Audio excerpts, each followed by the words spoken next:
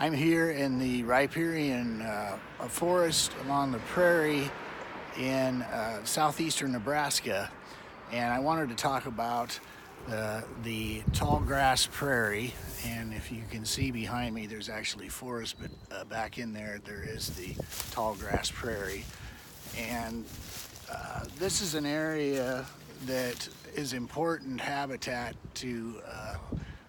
for hominids, because if you go back a couple hundred years ago, this area you would have actually bison. You would have this is a valley, and this tall grass prairie, you would have bison, you would have elk, deer. You'd have a variety of wildlife that would come here. About a mile from this location, there is a saline wetland, and so this valley consists of a great deal of saline wetlands and then tall grass rolling prairie. What the animals a couple hundred years ago, you have the Native Americans would be here. They would be camping along the creeks, and they would also be here because all the animals would be gathering. There was about an inch deep of salt deposits along the saline wetland area, and that type of mineral would be good for all of the animals that come. The deer, of course, and the bison, all of them would gather here to get that salt. And so they were all coming here to this valley. And if you can imagine a 10 to 12 foot high prairie grass back in these rolling hills here,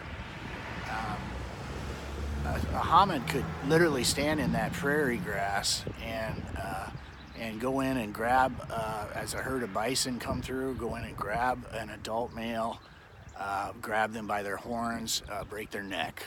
A large hominid would be strong enough to literally break the neck of a bull bison, and that would be pretty easy pickings for them.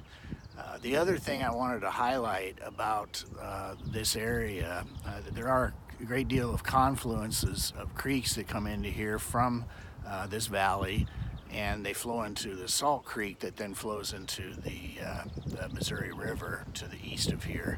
So these types of water webs are real important when you're talking about also how the hominids travel. But I kind of wanted to highlight this prairie. If we can look, I'm kind of in the tree line, but if you look behind me, there is a good deal of prairie back in there. And I'll try to see if I can maybe get an opening here. But I had shot a video here just a month ago of a large individual walking through that prairie. This is private. It's basically private property back there, and so you cannot get in there. And I did film something down in a ravine moving through there, so I'll attach that to this video, or at least link it to it so you can see that. But the other thing I wanted to point out here, which is important in this sort of ecosystem, is the karst system that they would be living in, and that is underground cave systems that are wet and dry caves.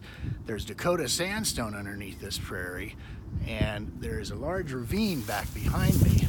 There's also a very large structure behind me if you look at this, and that structure would be indicating the home of the hominids who live here.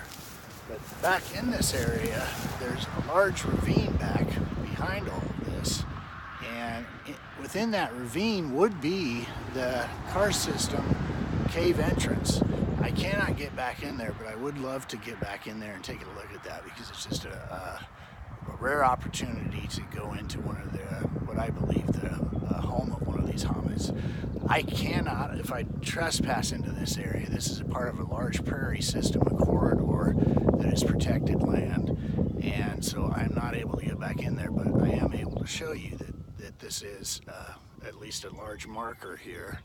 If you can see on either side of me, those large branches are stuck into the ground, and they're broke off at the top and kind of create more of an asterisk, or almost a pyramid type shape, but they're all woven together, and they have there's a placement of the other supports there. This has been here for a number of years. I just had filmed this before, but I wanted to come back and talk about that ravine back So opening up your mind, I think, trying to get you to look at things a little differently as far as what is habitat for sea tonga, for homids. And this is Richard Soule with the International Hominology in the World of the Giants.